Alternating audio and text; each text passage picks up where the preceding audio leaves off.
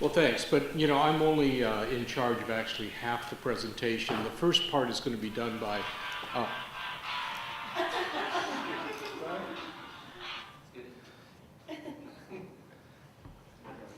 I don't know about the rest of you, but I immediately started to reach for mine. I thought I was the one that was in trouble. Mark Matsui is going to do a presentation that they've prepared, Boots to Books, about serving disabled veterans. And that's going to last for about the first half of the session. And then after that's over, we're going to talk a little bit, we're going to introduce Frank Menjivar, the financial aid supervisor of PCC, who's going to talk about some of the things that we're doing in the vet's office right now, trying to help the veterans that are coming to us to study here at Long Beach City College. But I think the most important and perhaps I hope the most interesting part of the presentation will be that we have 4 veterans with us, and we want to save maybe the last 40 minutes or so, and they're going to come up and brave this group and talk about their experiences in the military and then coming in and readjusting back to college life. So with no further ado, Mark Matsui.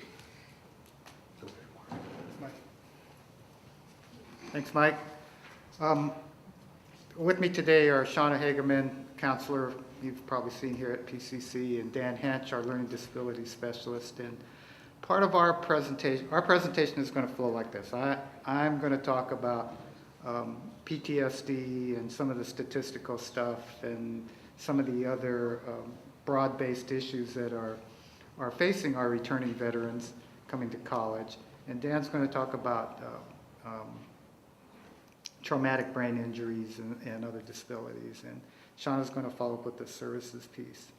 And I'd like to begin by talking about what is the hottest topic for those of us who work in disabled students programs in all of higher education.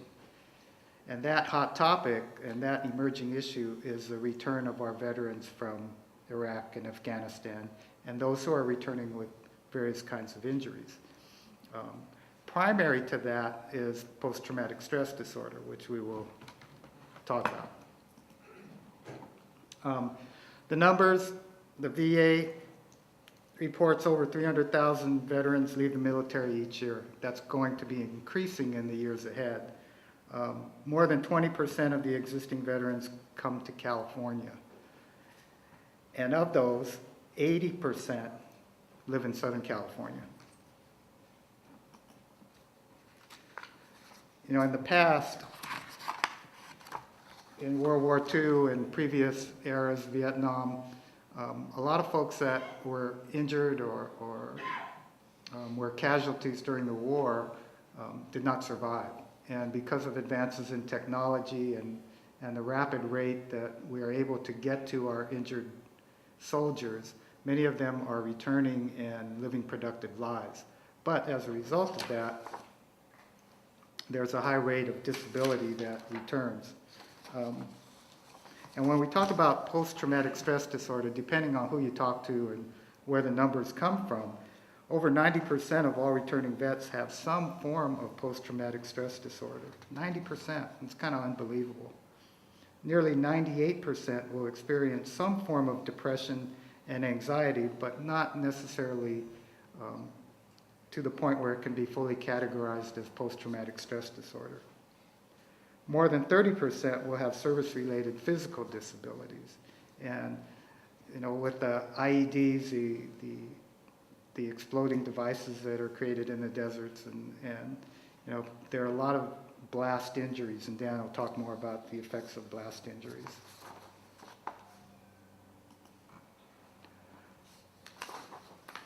Over 50% of those veterans exiting have a strong desire to go to college.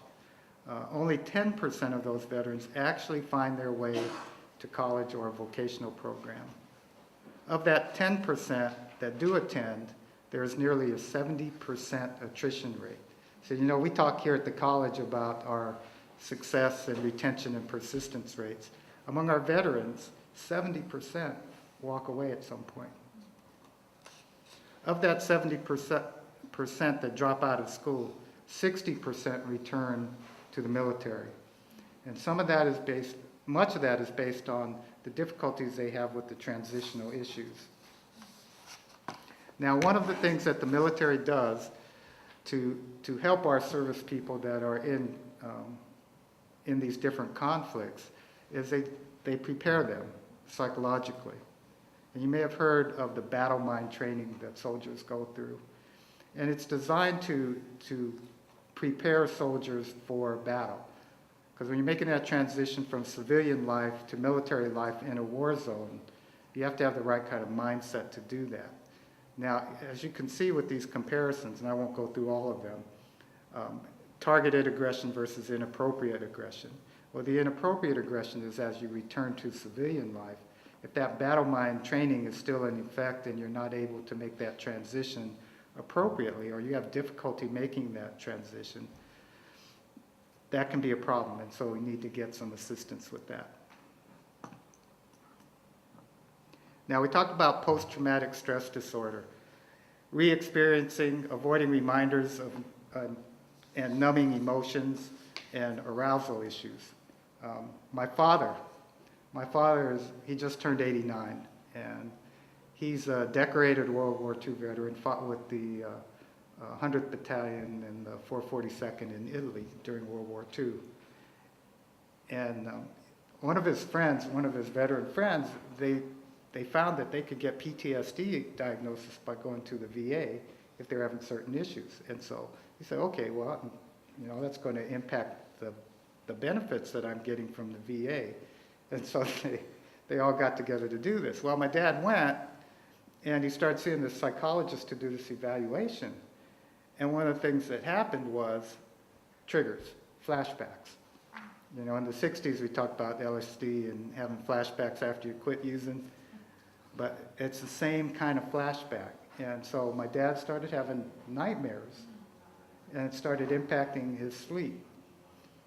And as part of the diagnostic process, he was supposed to do some journaling.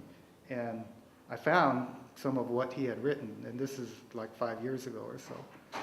And it was very graphic stuff. And back in World War II, when he was in Italy, part of the difficulties in the big battle that he was in, at that time in the war, this is 1944, and the Nazis are on the run, they were using very young soldiers, 15-year-olds. And he would see them after the battle because they had been killed. And it was really graphic, and those kinds of images triggered the PTSD. So it can come a week later after you get out, it can come 6 months, it can come a year. In my father's case, it can come 60 years after the event.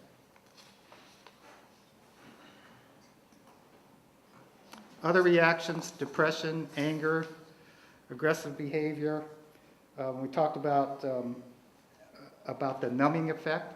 Well, a lot of people address the numbing issue by self-medicating. And so consequently, a number of veterans get caught up in substance abuse issues. And, oops, how do I minimize this thing? Sorry.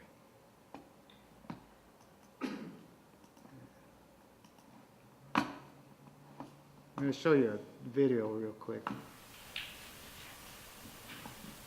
Since 2003, over 23,000 soldiers have been diagnosed with PTSD, and that's one of the reasons the Army is initiating this chain teaching program.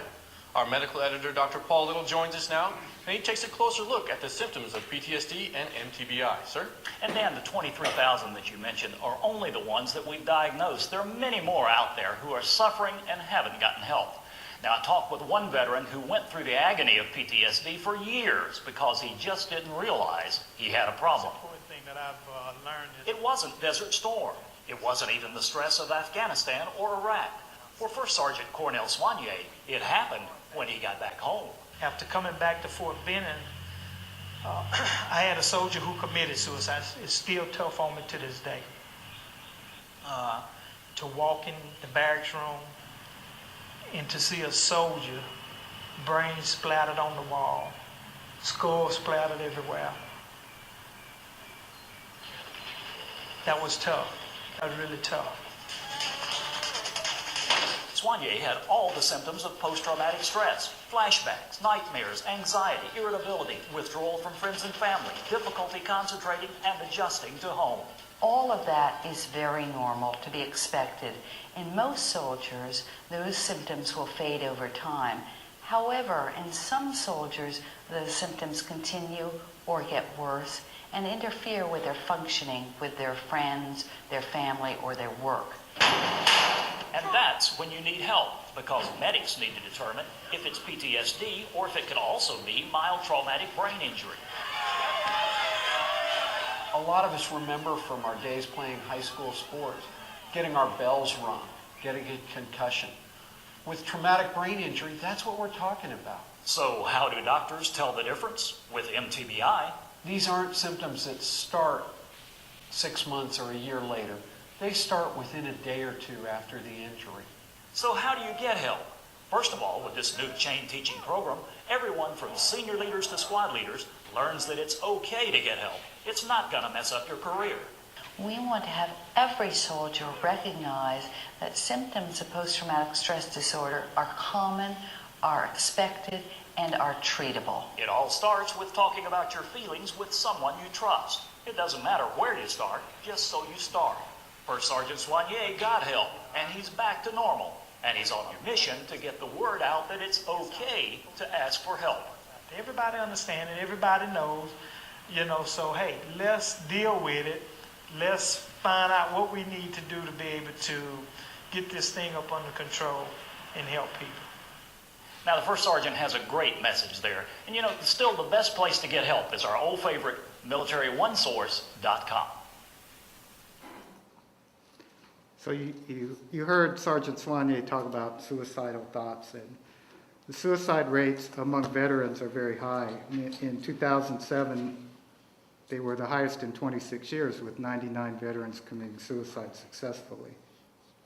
The VA also indicates that 12,000 veterans attempt each year.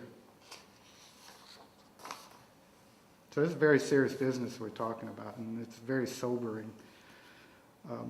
So what do? A strength-based approach, be sensitive, of course.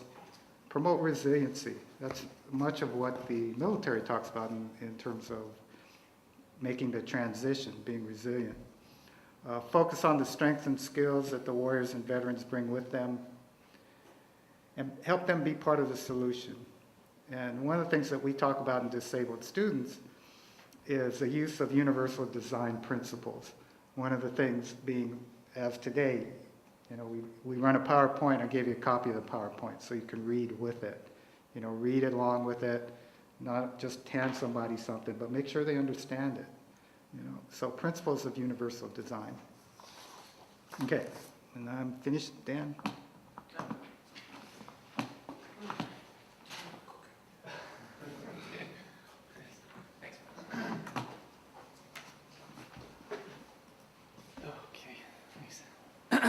All right, set this up. Hello, okay. Okay. Well, first of all, I wanted to echo the sentiments of the person who greeted us this morning by saying how important it is for us to have these kind of meetings. I think it's a way of honoring the service of our veterans by learning about how we can help them make often the difficult transition back home and also back to school. So I just want to start with that. Let me get my my presentation together.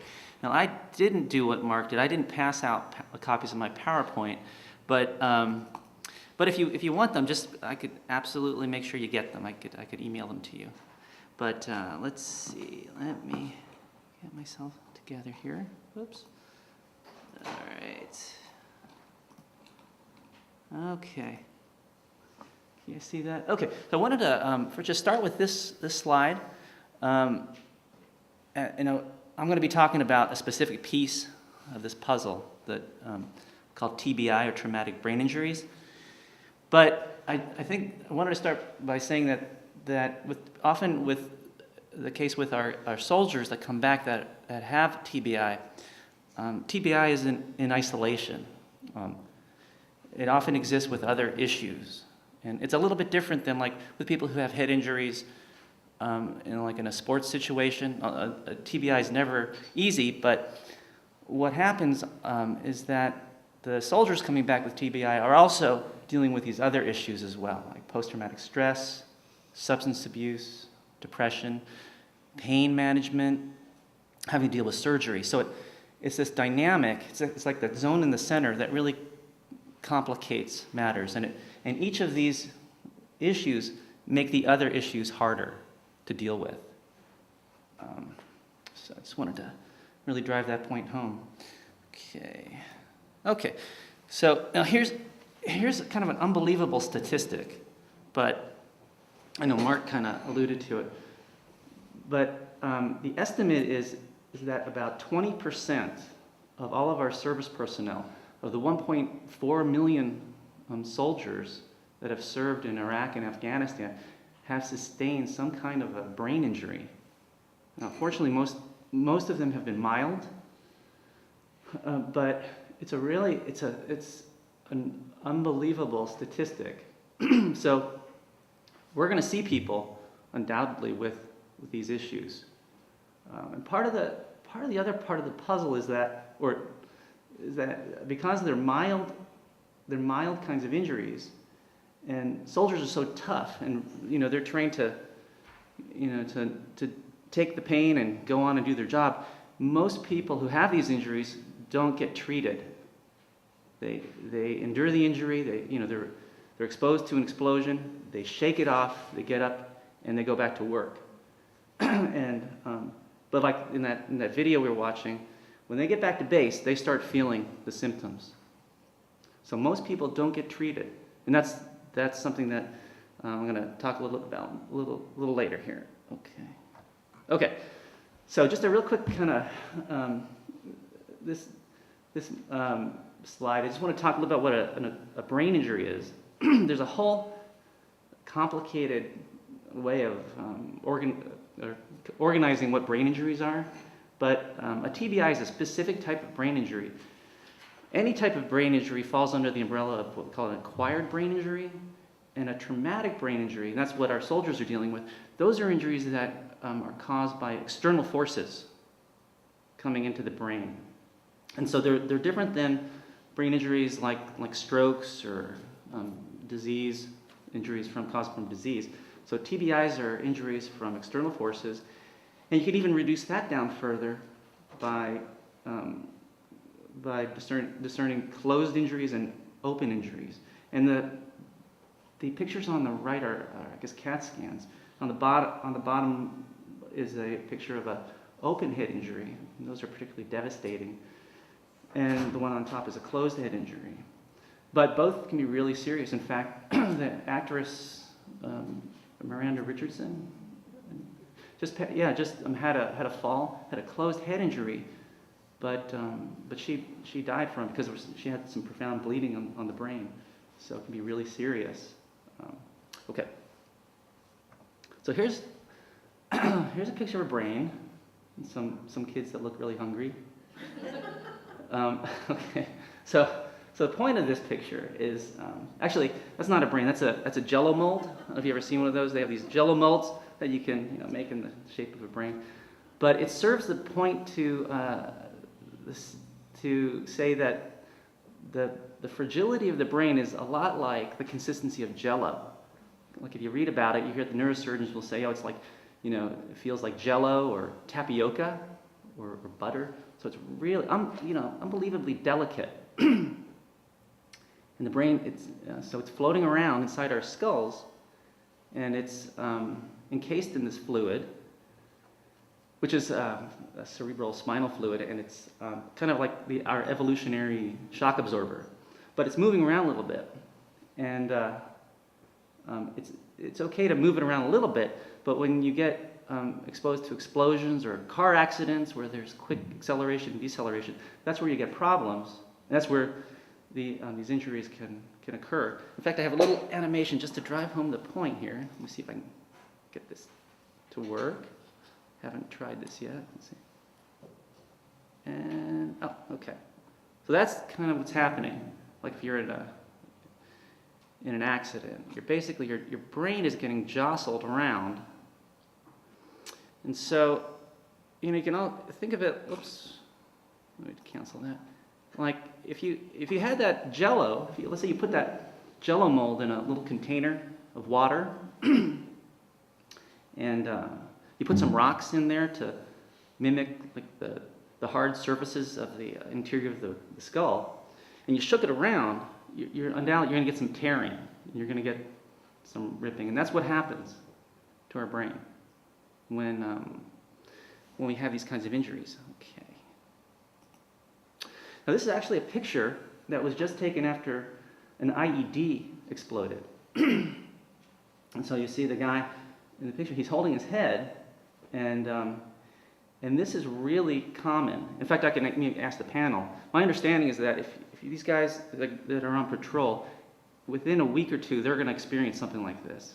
Like within a week or two, this is something that is fairly frequent that happens. These explosions happen all the time.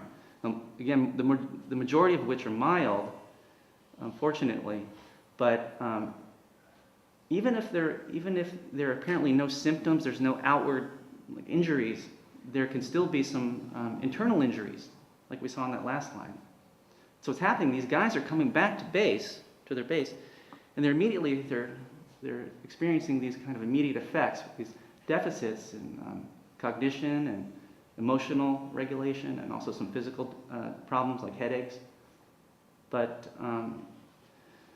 as a soldier, they're trained to be tough, and they generally just go back to work, and that's the other part of this story.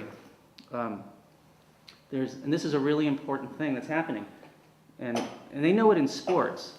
If you get hurt in sports, if you get knocked out for a little bit, you can't play. You get benched. But with our soldiers, they got to go back to work, and that's really dangerous, particularly if the frequency of those concussions occur in short intervals. You could have like 5 concussions over 5 years. That might be okay, but when they're kind of bunched up together, like within a year, that's when your maybe temporary injuries could be transformed into permanent injuries.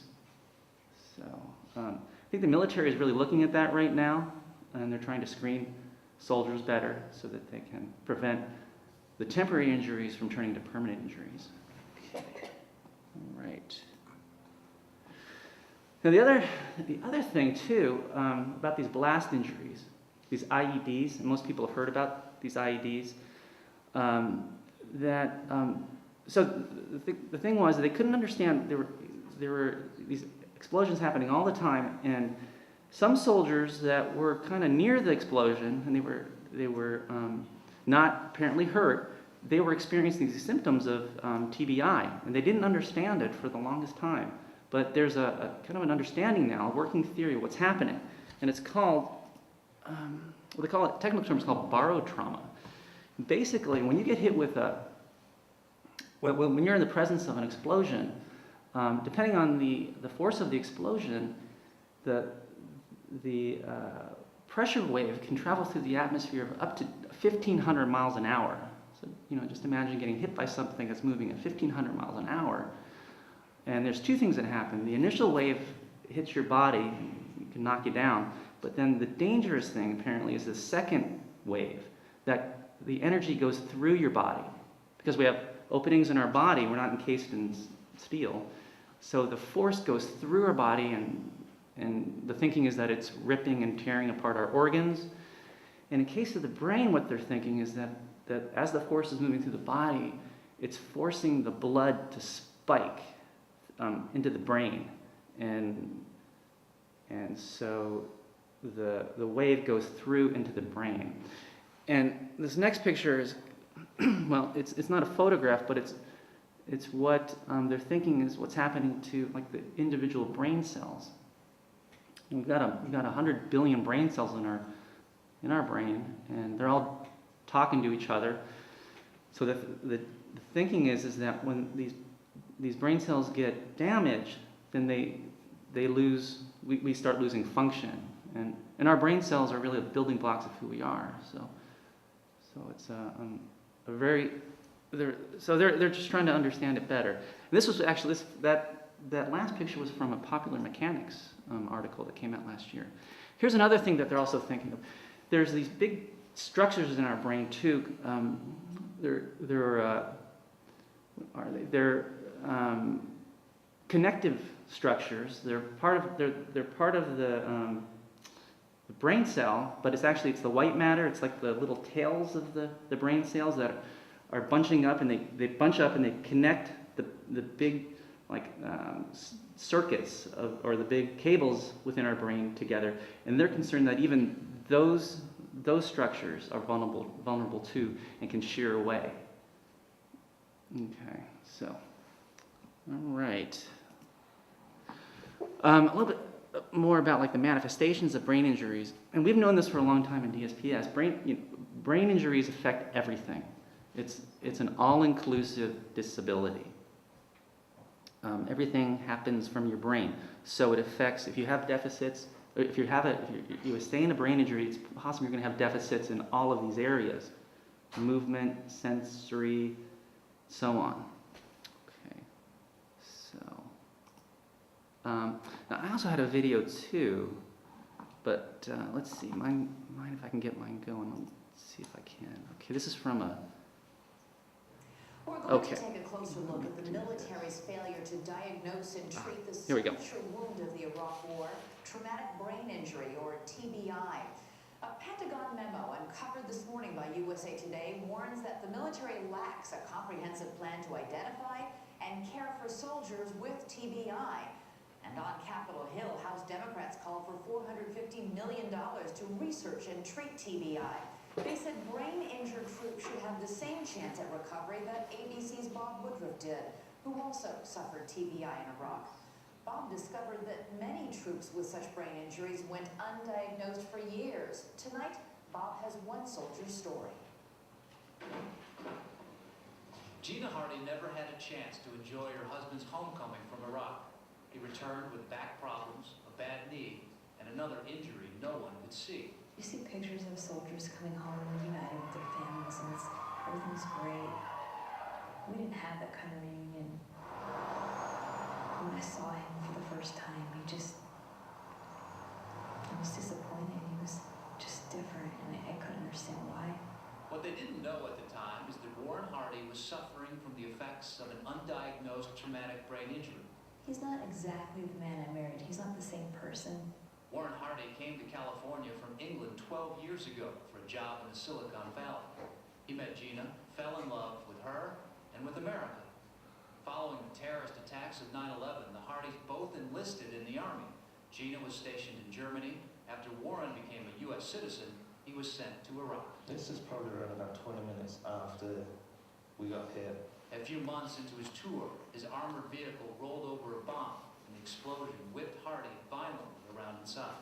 The person actually took this picture, so we actually went in the air about 10 feet. He blacked out, but military doctors didn't screen him for a head injury. They checked his knees and sent him back into the fight 2 days later. And how were you able to be as a soldier then? I knew there was something wrong. I was always banging my head against different obstacles, and it's like my memory of what's around me wasn't keeping that information. What's this? When Warren Hardy returned to California, his family grew and grew and grew. He was still having problems with concentration. His memory was failing, and he found he was unable to return to work. I couldn't even comprehend a paragraph of this complex stuff. It just nothing ever sunk in. And the harder I tried, the more frustrated I got. I used to be a software engineer. I had an incredible memory, and now I'm struggling. It wasn't until 2 years after his injury that doctors at the VA finally diagnosed Hardy with traumatic brain injury. The bottom line is people return to their communities and they carry their head injuries. Well, there are many of them that carry the effects for life. Do you think he'll improve? I can't say, but he's still my husband. I still made a commitment, and I still love him more than anything. Warren Hardy fears there may be thousands of other returning servicemen suffering in silence. It's not that the military is leaving you behind, Hardy says, it's that they don't know they are leaving you behind. Bob Woodruff, ABC News, Campbell, California. The Hardys do have one less thing to worry about. Friends and neighbors raised more than $90,000, allowing them to make a down payment on a home. Okay. I actually apologize for the amount of information on this slide.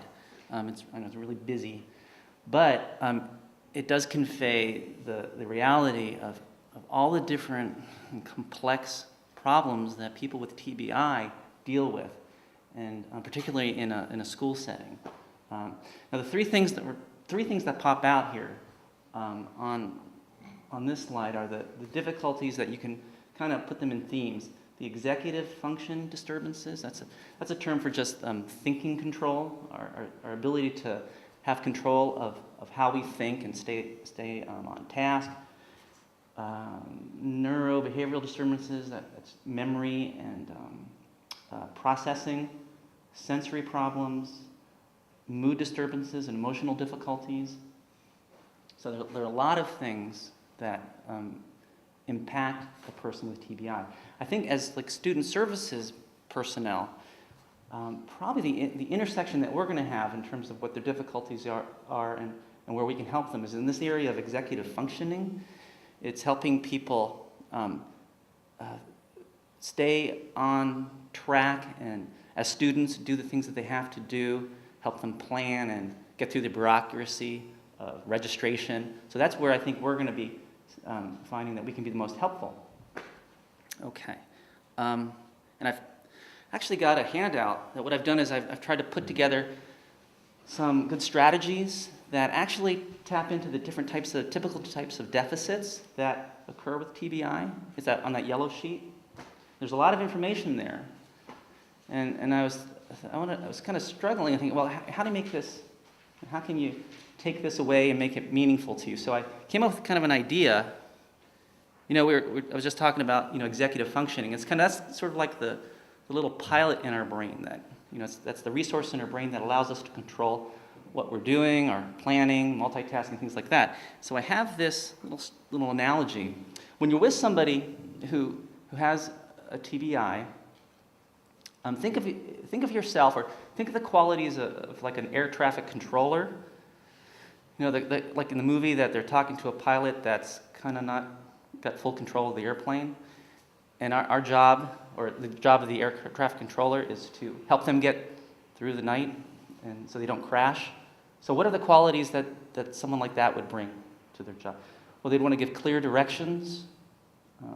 They'd be willing to repeat and clarify directions. Patience. And breaking things down into manageable steps. So I just want to leave you with that kind of image. Okay. Any questions? All right.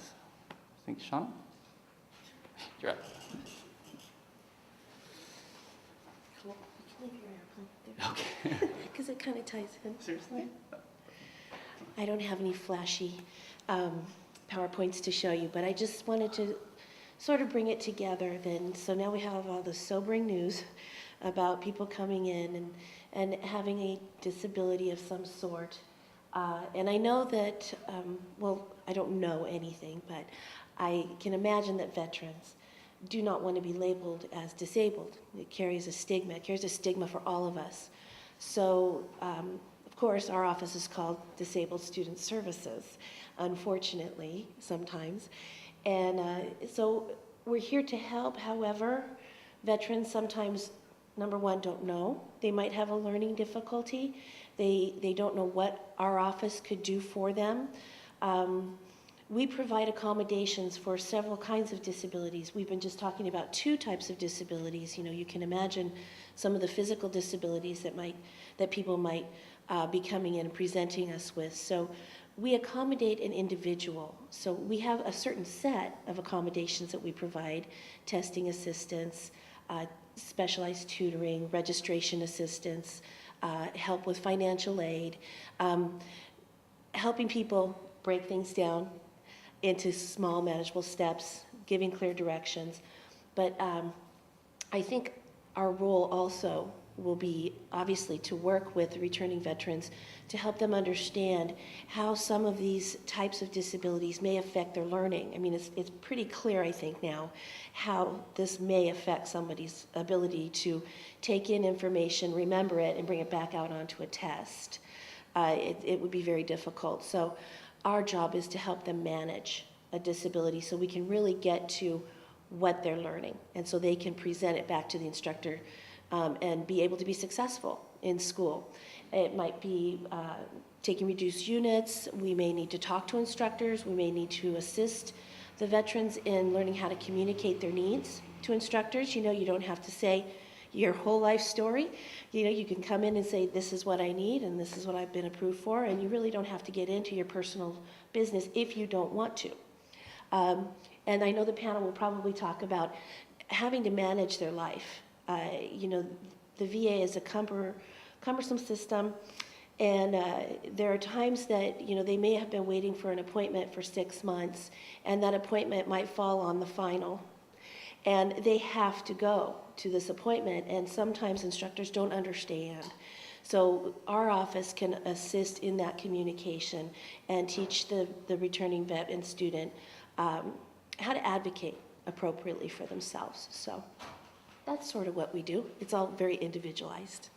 That's all I have. We're going to go out of order here. One of the veterans that we have with us today needs to be somewhere. And so we're going to go ahead and do the veterans presentations. And that's my part. And when I'm done, Frank will step up and talk about some of the things that we're currently doing in the Veterans Affairs Office to help our veterans.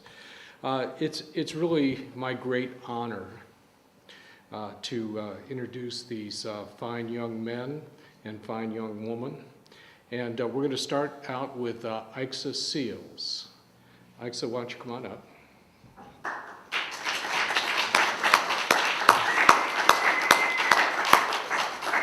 Now, each of these veterans is going to tell you, to the extent that they wish, about their military service. But in particular, we want them to describe what it was like to leave the military and come back to civilian life, and in particular, be integrated back into Long Beach City College. Aixa? Go ahead. Hi, my name is Aixa Seals, and I work in the Veterans Affairs Office as well as work study. And I was in the military from the age of 17 to 24. No, wait, 23. I was in there for a while. And my experience, they used to call me a spoiled little Navy girl because my first duty station was Italy. Being 17, turning 18, no bills in a foreign country, and working for an admiral, I had it made, so it was nice. From there, I went to the East Coast, got stationed shore duty again, which is also nice because I was able to basically have a 9-to-5 job and then leave and have my own life outside of that. Then it came down to my first ship, which was aboard the USNS Sirius. And on there, I still didn't experience the real military life until we got to where we had to help supply as far as for like the war in Iraq and everything like that. When it came down to that, the military life became real because it was like 360 to what I'm used to. It was more of always have to be alert, always have to pay attention to what's going on. And we knew that any mistake that we made can cost us, not just our lives, but we were also bringing supplies and doing things to help out with the people that are actually fighting the war on land. It was an experience that I do want to go back. I'm not going to lie. I do want to go back to the military because I do miss the travel and the adrenaline rush and everything that was going on. And when I got out to transition, there was a lot of stuff I did not know as far as like schooling and what kind of health care was out there. I didn't know that I can go to the VA for free. And that was something I found out about probably 2 years ago. And it was an opportunity that I took advantage of, making sure that I had proper health care because, going to a civilian doctor, people that don't know about people coming from the war and the military and things like that. You know, I wanted to go for a physical. The doctor I had at the time, she was like, oh, okay, let's do your breathing test. Okay, your physical's done. I'm like, I'm used to, you know, the blood work and everything like that. And ever since I've been to the VA, I found out a lot of health issues I had to deal with. And transitioning, being able to know that these things are available was a lot of help. Coming to school, that was also help because it helped me further my career. Because even though you spend time in the military, a lot of people will not hire you if you don't have the certain degrees. And me being an IT in the military and coming out, I was like, okay, I can get me a job, but a lot of people without the degrees would not hire me. So it was like transitioning was a hard thing, and there was a lot of stuff in transitioning class, TAP class, that they did not tell us about.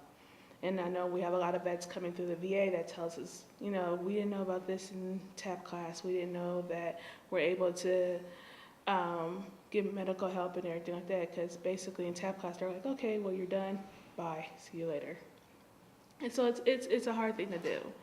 But with me transitioning out, it was something that took about 3 years to get used to, because not only did I have myself, I had my son to look after. And it was like me being used to a certain schedule and now going to like, I have to find a job, I have to make sure I have a house and everything like that. It was difficult. It was a real difficult, but in the end, like I said, I would go back. If I had the chance to, I would go back and do it all over again, because it was an experience that made my life where it is now. Now, unlike, you know, not like the guys that had probably more in debt as far as what happened on the field. Like I said, I was a spoiled little Navy girl, so I only dealt with outside of the range. It was, I don't know, I want to go back to experience more. So it was like going to school. I'm glad, you know, I had met Frank when I first got here, and he dealt with me in my going in and out of school for the past 4 years. So, you know, when we had people like Frank to help and Danielle and the guys that were here in the VA office to help with the transition, it helps a lot because they understand where you're coming from and they understand what the guidance and stuff that you need. And they don't give up on you like some people do because they understand. And that's the best thing. That's a lot of things that a lot of people do have to realize. That when vets do come out, they do need somebody that understands where they're coming from, and they don't understand like, okay, well, I was getting this much a month, now I'm down to being broke and not unemployed. They need the help and they need that guidance. You know, there's one vet that has sleep disorders because of PTSD, and he couldn't finish school. So he had to make sure that everybody understood that, and he didn't get failed or withdrawal and owe anybody any money. I think that's the biggest thing that helps us when you do have people that listen to you. So, yeah. Any questions? Do we have any questions, Alexa? I have a question. You spoke of TAP. Can you kind of explain what TAP is? TAP is the class when you're getting out. It's a class that they send you to, I think it's like a week. I don't remember much because it was basically someplace to put the people getting out when they're not doing no job. That's all I get. But it's supposed to help you transition from civilian life from military life to civilian life. And I guess depending on where you're stationed at and if you have people that really want to help you, it can actually work for some. My TAP class, we basically didn't do too much. So, I mean, I wish I had a better TAP class. But that's what its purpose is supposed to be, is that it's supposed to help you get out and be able to transition, know your options when you do get out. So. And how long did it last? I believe a week. I'm trying to remember because it was a long time ago. So yeah, I believe a week of, you know, they had different careers coming in. They had the police department coming in. They had, you know, certain schools, but it was like ITT and stuff like that. It was not actually a college, but they had like, what are those called? Yeah, like ITT and everything like that coming in to help us. So, that's it. Any other questions?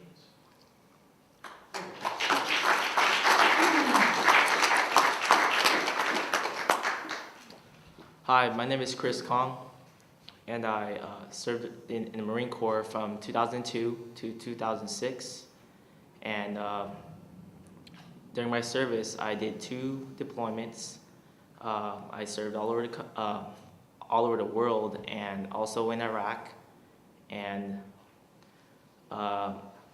during my work in the military, I actually went into a unit where I was given a very, very large responsibility, despite my lower rank when I came in. And you can say my experience in the military, I had a lot of pressure put on me at all times. And I saw some things in Iraq. I did some things that I thought were important as far as fighting the war. But when I came back from my second deployment and started to transition out and get ready to come back home, I was really excited to tell my friends and family what I had done. And when I came back home, I decided that maybe I shouldn't tell them about it because of certain things I did do. So when people did ask about what I did in the military, I just told them it was fun sometimes, and sometimes it wasn't. And so when I got out of the Marine Corps, I decided to enroll in Long Beach City College because this is my hometown, this is where I grew up. And I expected everything to be the same. I knew my friends before, had family over here, and I thought it would be a smooth transition. But when I came back, I felt like I wasn't able to connect with people the same way. So I enrolled in school. I enrolled with the VA to get my GI Bill, and I guess everything was set. The only issues I had at the time were that I had to find a job. I had to figure out how I would succeed in college because I was never in a college setting before. And I also started to think about the things I did in my service almost every day. And going to school was fun. I had no trouble taking my classes, earning my A's, B's.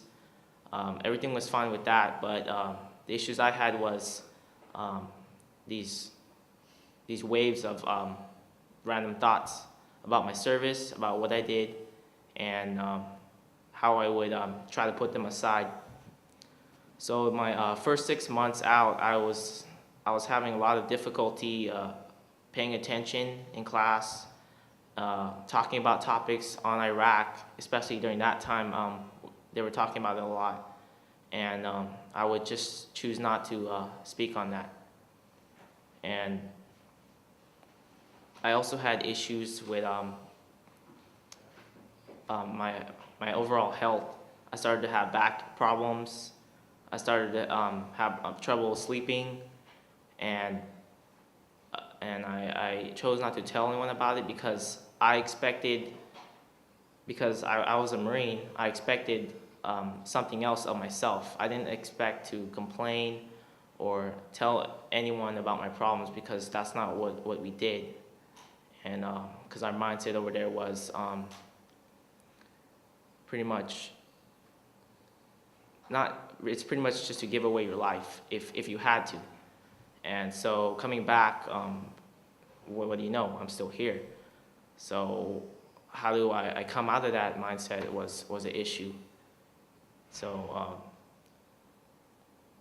eventually I started to go to the VA. I started to go to the VA because I had to do something about it. And I'm glad I took that step. So when I went to the VA, I finally talked to the transition center. They told me about all my benefits. They told me everything was going to be okay because anything I needed, they would help me find. So from there on, I've been doing well in school and also slowly stepping towards being the person I was before. I'm more open now with fellow classmates. I try to participate in most of the discussions now, which is, it was very difficult to do because I didn't feel like I could be myself because of my experiences. And I owe a lot to the Financial Aid Office and the Veterans Affairs Office here. I met some of my fellow peers here, and they helped guide me because I was constantly running into dead ends. And I appreciate everyone who's making the effort to inform the veterans of what kind of services are out there. And that's all I have to say. Thank you.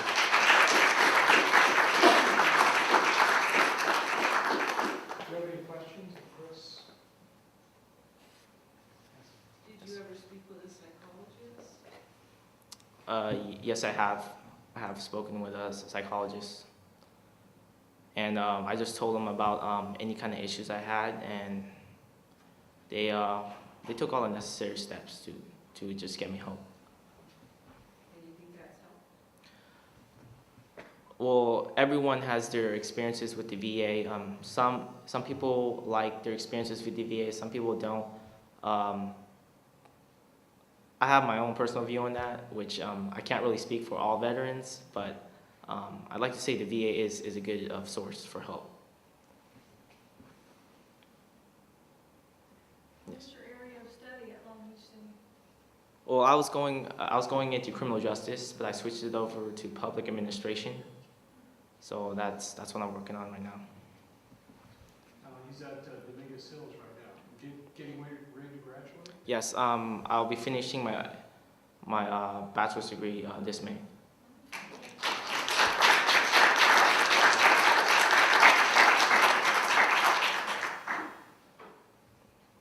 Yes, sir. Is there anything that the faculty or the people at Long Beach City College could have done to have helped you more?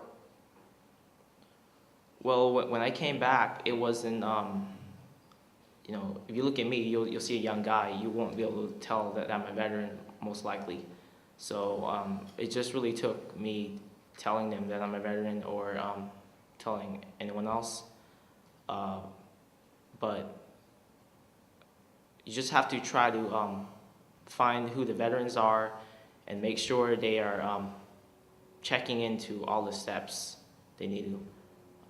Whether or not they think they need it or not, at least ask them about it.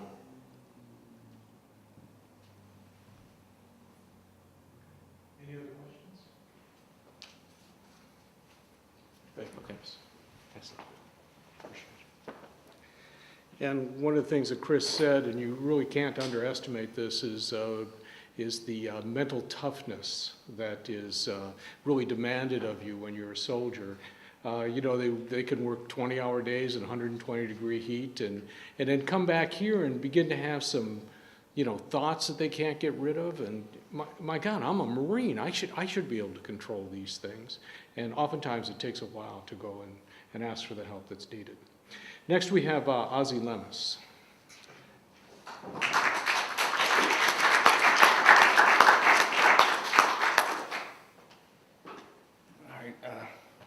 How you guys doing?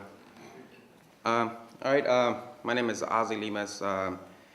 I served in the Marine Corps from 2001 2005, and during my time of service, I did 2 tours in Iraq. I was there in 2003, the invasion. I was there for, I don't know, probably like 5 to 6 months. At that time, it was just more of a advanced party, I was a supply guy, warehouse guy, but I was more in the front, organizing everything, so when my unit would show up, everything would be set up. My second tour, well, let me go back. I came back in July, end of June. Came home, I was stationed at Camp Pendleton, and after that, in January, I went back again. So I only had like 6 months of just kind of kicking back, getting everything together. Not even 6 months, actually, a few months, because then after that, we started getting ready to go back again. I went back in 2004. In late January, and I came back in late September. In my second tour, I did more of my job, actual warehouse. But unfortunately, I was mortared in the camp that I was stationed at probably at least 6 times a day for 6 months. For people that don't know what mortar means, is when they kind of throw bombs, kind of missiles at your camp. And honestly, it's like that's like 90-something%. Everybody that goes over there gets mortared all the time. So it's not it wasn't just me. If you're stationed under in Iraq, you always get mortared in the camps. So that kind of made me feel kind of numb when you guys talking about the numb thing earlier. You get mortared so much times that after a while, it's a way of life. You start thinking like, well, if it happens, it happens. I don't care. Now, after you discharge, that mindset still kind of travels over to the civilian life. I got out in 05, and I thought it was my transition was going to be kind of smooth. Same thing kind of like Chris. I came back from to Long Beach, was kind of where I grew up at, where I have family, my friends, and everything was like totally opposite. I didn't relate with no one, not even with my friends that I grew up with. It was just like, all right, yeah, we're friends and everything, but at the same time, I didn't really socialize as much with them. I started kind of isolating myself, kind of doing things myself, just I wouldn't isolate myself like saying, go sit in a room and in the corner and not talk to anybody. I overbooked myself with like my schedule, my daily schedule with tons of activities. And so when people won't see that I was isolating myself, I was just doing things. You know, everybody was like, oh, look, you know, Ozzy's doing great. You know, he's going to school, he's doing this, he's doing that. But at the same time, it was hurting me in the long run. I decided to go back to school in 2006. And then that transition was kind of hard also. Due to the same reasons, I came back to school to a city college, and where half of the other guys, well, the majority of the students straight out of high school, their mentality was way different. I was 25 years old 26 when I went back in to school. So, you know, 26-year-old dealing with an 18-year-old, you know, it was hard for me kind of even socialize with anybody. So I would just go in, go to class, do my work, and leave. I didn't really socialize with anybody in there, and due to the point that I didn't want people asking me questions. You know, proud of my service, but at the time, I wasn't ready to talk about my service with other people. You know, because everybody, if you know somebody from that went to Iraq, everybody tells you, oh, how was it Iraq? They always ask you, how was it? You know, I probably went 300 times, you know, telling the same story. You know, by me going to school, I wouldn't even wear like military shirts. I won't, you know, try to look totally opposite, so when people weren't really seeing that I was you know, a veteran. So it was kind of hard, and slowly I started doing it, you know, going to school. When I got discharged of the service, I kind of got service connected, you know, kind of disability, and actually 60% disabled. So if you look at me, you're like, well, that guy doesn't look disabled to me, but not physically. You know, I got diagnosed with PTSD, TBI, mild TBI, bad knees, bad back. So there's a lot of little minor stuff to me it's like, well, you know, they're disabilities, but hey, you know, I gotta keep going. So coming back, all those little symptoms start kicking in school.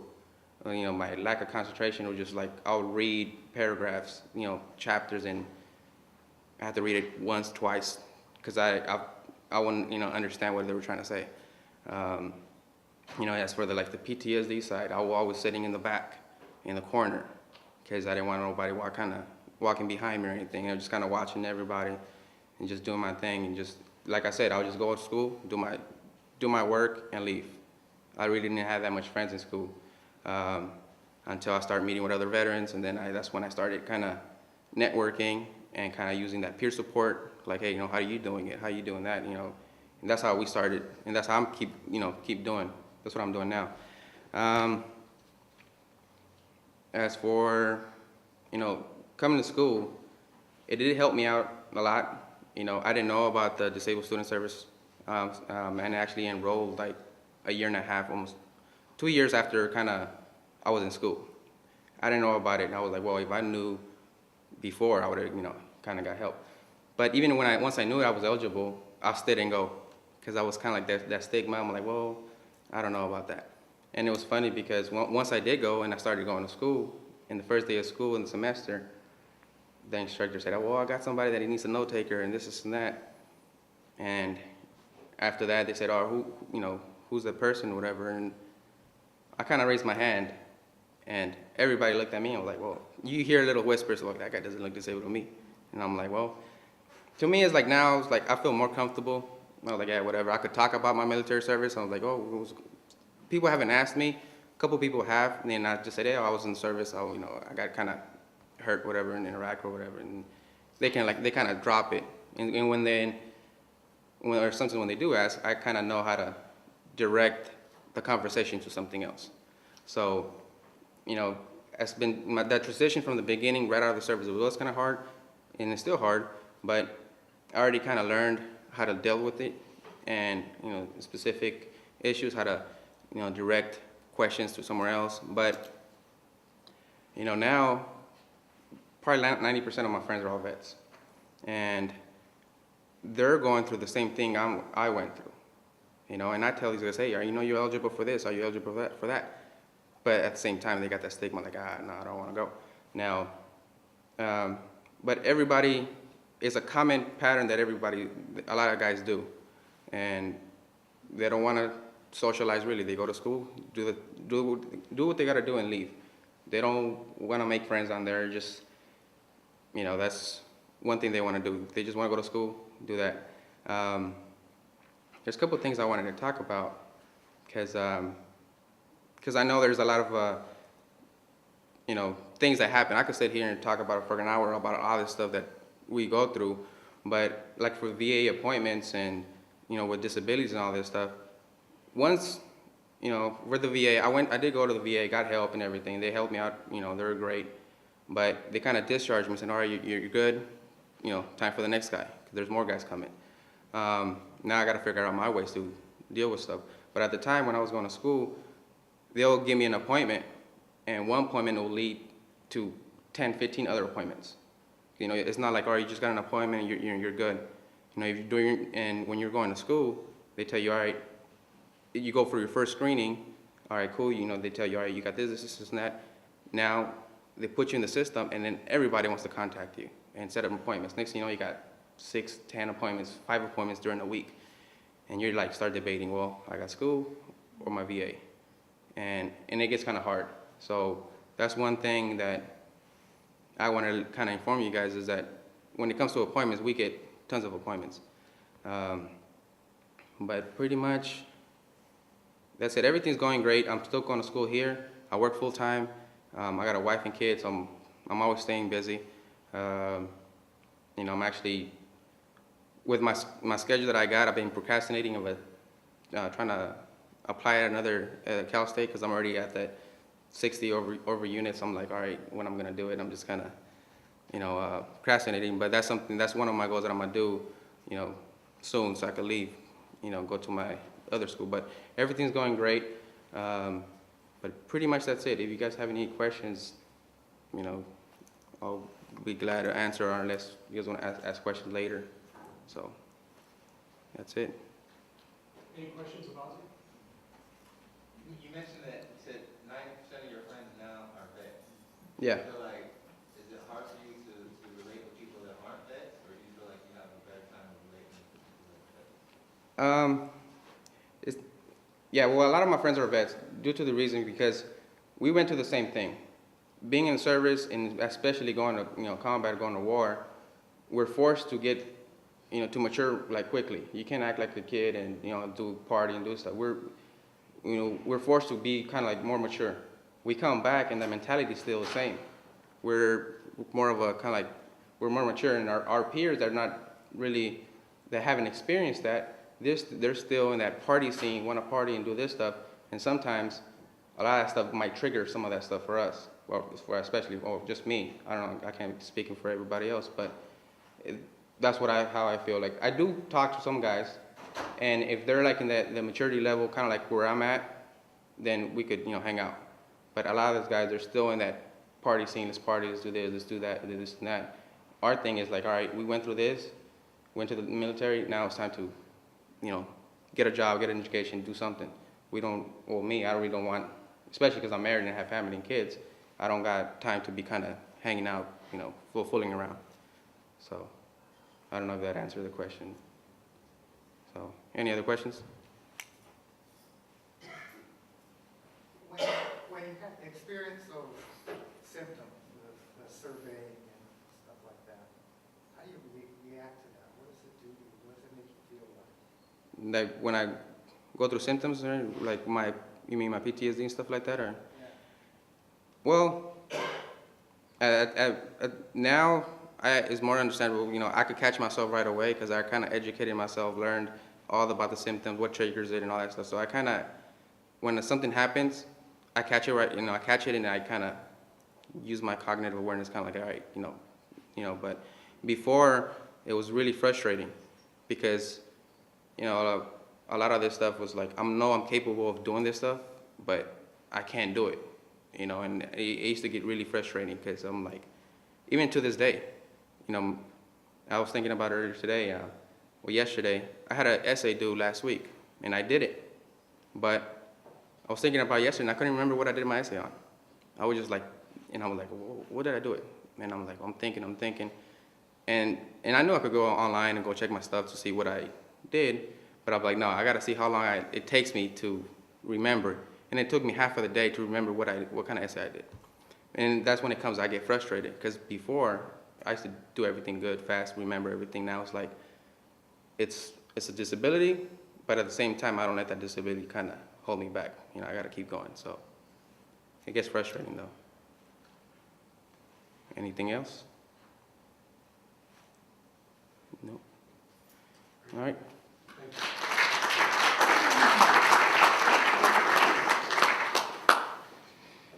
And I wanted to point out one thing about communicating with peers. You know, Ozzy pointed it out. You come home and you find that the topics of conversation are just like trivial, you know, and how can you relate? And yet also, if you turn to your fellow vets, that could be a reminder of an experience that you would rather not, you know, think about. And oftentimes they come back and there's really nobody to talk to. And so it can be very difficult. Okay, our final speaker is Blas Villalobos.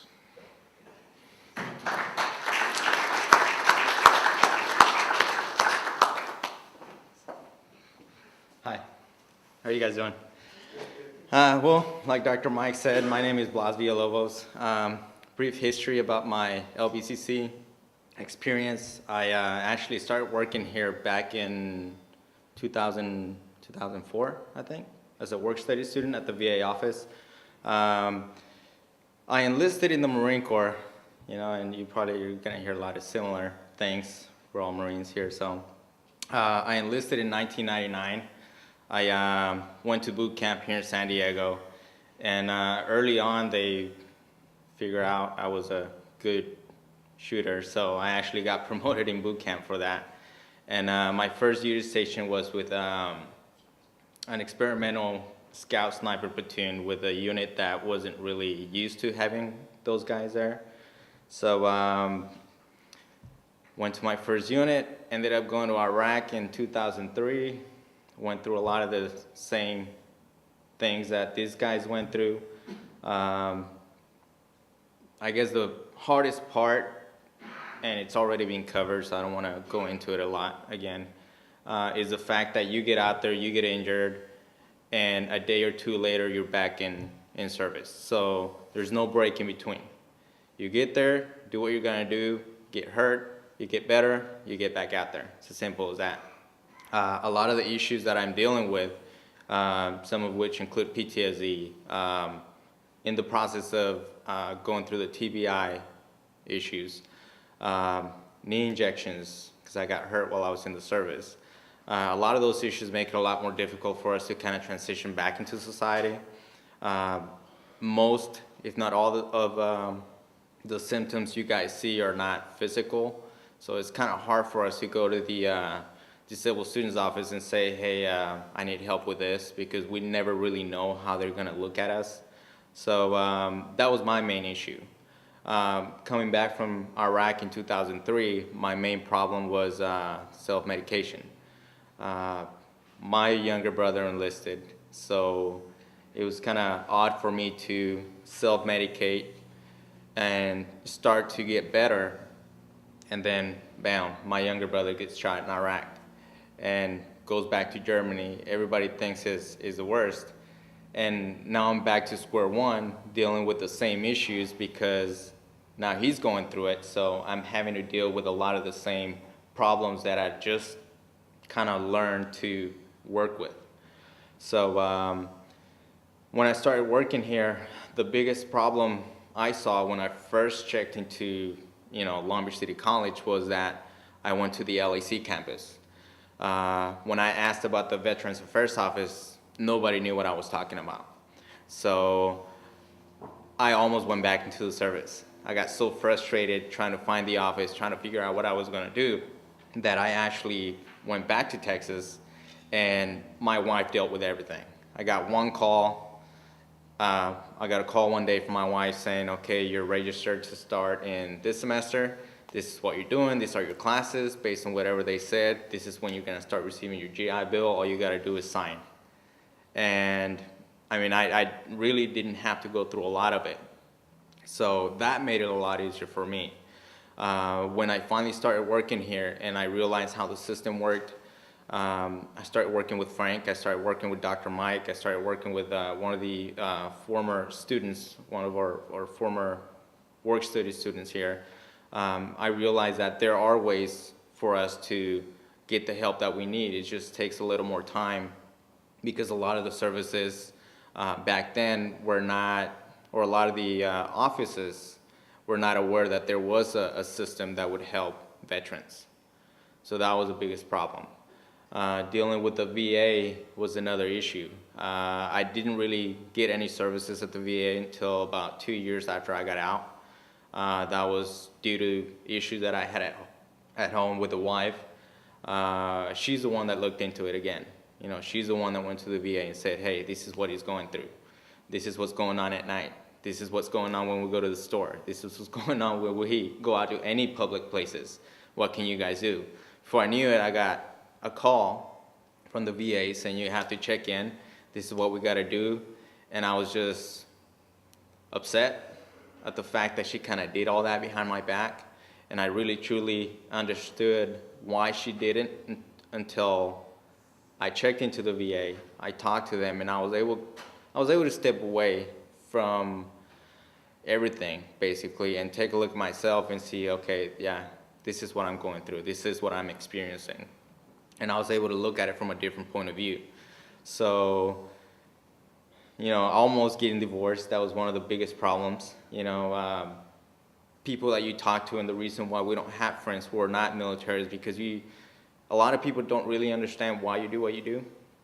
If I go out to Six Flags and I tell my friends, well, let's just go ahead and kind of relax for a minute, these guys are not going to understand why I'm saying that or why I'm asking to take a break. Whereas if I go out with Chris, if I go out with Ozzy, I go out with other people who are in the service with me, they would automatically pick up they'll automatically pick up on it and say, cool, you're right, let's take a break. That's the reason why I have a lot of friends who are military. PTSD has been a big issue in my life. Numbness, good example. I was talking to Frank 2 days ago, told him one of my wife's relatives died 2 days ago. And I have to be brutally honest, I don't care. I see people crying around us. I see my wife crying about it. I see her mom. They try to come up to me and talk about it. I have to sit there and pretend that I care when I don't. I don't care. And that is one of the hardest things that we have to deal with, because we do have people that we care about, but we don't show it a lot of the time. We can't sit there and cry about, someone or over someone that we didn't really know. I probably will feel worse if someone I knew from the service died and it's happened. So I feel more when that occurs than when someone I don't really know, passes away, even if they are related to someone I love. That's just, it's hard for people to comprehend. So, the VA has been great for me, and I'll back them up. As soon as I checked in, it started helping me out, and I've seen it progress from one tiny office where I checked in to talk about my issues because I was an Iraq or Afghanistan veteran to a huge center. They have a huge transition center now where every single Iraq and Afghanistan veteran has to check into, and they will get you an appointment within 7 days. Was that the case back then? No. Is it the case with every single veteran? It's not. But in my experience, that's what's happened. It has helped me a lot. I mean, right now I'm at Cal State Long Beach. I'll graduate in May, working on my application for a master's in social work at USC. Hopefully, if everything goes well, I'll get in. If I don't, I'll move on. It's not a big deal. You know, but the matter, or the fact of the matter is that the help that we are getting through the VA office here at Long Beach City College, or through the VA office at Cal State Long Beach, through the VA Medical Center, that help is allowing us to do what we really want to do. Are we always going to be different than most people? Yeah. You know, am I always going to be acting the same way I act around people I don't know? Probably. You know, but I can adapt. You know, my instructors know who I am at Cal State Long Beach. You know, one of them in specific picked up on it right away. You know, first day of class. Yeah, I'm sitting up in the front, but I'm way off on the side. And she was like, well, do you mind moving up to the, I was like, no. And she picked up on it quick. So I was kind of, you know, it's great to have her pull me out to the side after class and say, hey, I noticed you didn't want to do this. Do you mind explaining to me why? Because you kind of put me in the spot, you know? And I talked to her about it, and she was very helpful about it. An exam that I had to take 3 weeks ago, and I couldn't be there because of a VA appointment, she rescheduled for me. So people are going out of their way to help us out, but we do have to kind of meet them halfway. You know, you can't just sit there and say, well, I'm going to leave it all to the disabled students office, because it's too easy for us to say that. It is, you know, and we put a lot of responsibility on these guys, and they do a great job. But at the same time, I kind of feel that if we meet them halfway, we can get more accomplished. And in my experience, that has been the case. Again, I'm still dealing with a lot of the issues. My brother re-enlisted, so every time I hear that there's a possibility that he's going back to Iraq, I'm like, well, we'll give you till May. Like, give me a chance to get my BA so I can go back in as an officer, transfer out to your unit, and then we can all head out, you know, and happy family out there or whatever. And I see it as to me, it's a joke. You know, I see it as an exciting adventure, I guess, regardless of what I've seen or what I've done in the service in the past, which has caused so much pain and suffering on my part. I'm still willing to go back. You know, I'm still willing to do it again. Some may say it's crazy, but you have to understand that it's kind of difficult to explain it. You know, the fact that you still have people who are re-enlisted, Yeah, we have friends who have died out there, but we do have friends who stayed in, who lived and are back in Iraq or Afghanistan, and you feel like you're the traitor, I guess, because now you're out of the service, you're not there with them, you know, you're not backing them up, whereas they backed you up back in the day when you were still in with them. So in my case, you know, would I go back if my brother goes back to Iraq? Probably. I mean, I have a wife and I have a daughter. I love my daughter, you know. And when people ask, well, why would you go back? You wouldn't stay with your kid. It sounds, you know, rude or whatever, but I mean, my daughter will be taken care of if anything happens to me. And all I can do is hope that she will understand that what I did it for the right reasons. So a lot of times people look at that and say, well, maybe does he care? Does he not care? You know, but it's just kind of hard to explain. But again, you know, everything is well. We are dealing with the issues, but we learn to adapt and overcome them. And again, the VA office, the Disabled Students Office, has done a great deal to help us get through it and to make sure that we actually succeed and in the end, you know, become productive members of society, which is what everybody wants us to be. It'll just probably take us a little longer to get there. About it. Okay, any questions of us? So if your brother doesn't re-enlist, does that mean that you won't? Yeah, I won't. Sounds like when you first got out first started school that you didn't really realize what was going on with you. If, as staff here or faculty here, we run into students who are veterans who have these type of symptoms and issues, do you have any suggestions on how we can approach them to get the help they need? Well, I think, at least in my case, I did have some issues with some instructors. And again, I had no idea that what I was going through was as a consequence of my service in Iraq. So when instructors came up to me and said, hey, well, how do you feel about this? Or what's going on that's causing you to show up to class smelling like alcohol, I kind of took a, I don't know, defensive stance, and I just didn't want to hear it, I think that the best possible approach would be to kind of talk to them and see if they're willing to talk to other vets, talk to someone at the VA office. Because again, out of the 4 people that work there, 2 of us have been on Iraq and back. And when we talk to guys who are checking in, the first thing they say is, I just want to get my money, I want to go to school, I don't want to be bothered. But as soon as they realize that, wait a minute, I'm talking to someone who was in Iraq as well, chances are he's going or has gone through the same things I have. They open up. It just completely, the barriers just crumble. So I think if you guys can get them to talk to someone at the VA office or talk to a school psychologist or someone that will actually be able to guide them in the right direction, that'll be great. More questions? Thank you.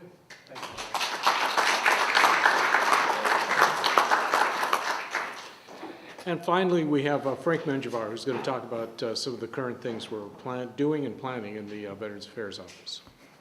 Thank you. Good morning. On behalf of myself, the VA Office of Financial Aid Office, I want to thank you for coming today. Mike and I take the opportunity to present or provide information to our faculty and staff, other colleges and universities, of what we're doing in our office. We feel that if somebody hears what we're doing and they pass that information along and they can help a veteran, we feel that we've done a service. Okay. I have a couple of notes. You guys have that with you. I'm just going to read through it. If you have any questions, just feel free to answer. Go ahead and raise your hand, and I'll take your questions. What I've also included is I read an article on National Council magazine. It's called "This Is My Story." I gave you a copy of that, and it talks a little bit about what the guy spoke about. Blas spoke about how he would feel it would be worse for him to hear that one of his veterans friends passed away than it was for a friend of the family. And on here it tells about the story of a soldier who actually had his whole unit die, and he was left by himself, and he had to come home and deal with that. And then it took just one person reading the story of what happened to him and say, you know what, why don't you go ahead and talk to this person? And so it just took just that one person to take the initiative and say, you know what, do you need help? Just to make that change. And at the end of the story, you'll hear that he's now in school and he's a pre-med student. So I just want to go ahead and pass that along to you. Now, I'm going to go ahead and cover, like Mike said, a lot of the things that we've done in the past, what we're doing now and in the future. But my primary objective, besides assisting our veterans here, is more or less educating our faculty and staff, educating other colleges and universities to let them know what their capabilities are. Okay? And then the notes that I have here, Danielle Panto, our certified official, went ahead and typed up for us. And she has the first paragraph. I want to go ahead and read that because I think it's very important. It says, consider how difficult it would be living, working, and fighting in a foreign land, far away from family and friends for extended periods of time. Then consider how hard it would be to come back and readjust to your former life. For men and women coming home, it can be difficult to acclimate back into civilian life. This difficulty can be compounded when transitioning into student life. In response, our office wants to help educate faculty and staff on how we can best serve our veteran students. And just for example, this particular panel that we have, situations like today is what we would like to be a part of. Our aim is to improve both our communication and our relationships, stressing the importance of sharing information and what we're doing in our office, not only with other departments, but again, and I'll say this over and over again, with other colleges and universities. We found out, we've done many presentations at financial aid conferences. Mike and I were always in the idea that we were, a couple years behind everyone else. After doing last year's presentations, we got a lot of praise for our panel and for the work that we have done to help our veterans. And they kind of more or less assured us that we are in the forefront when it comes to helping veterans.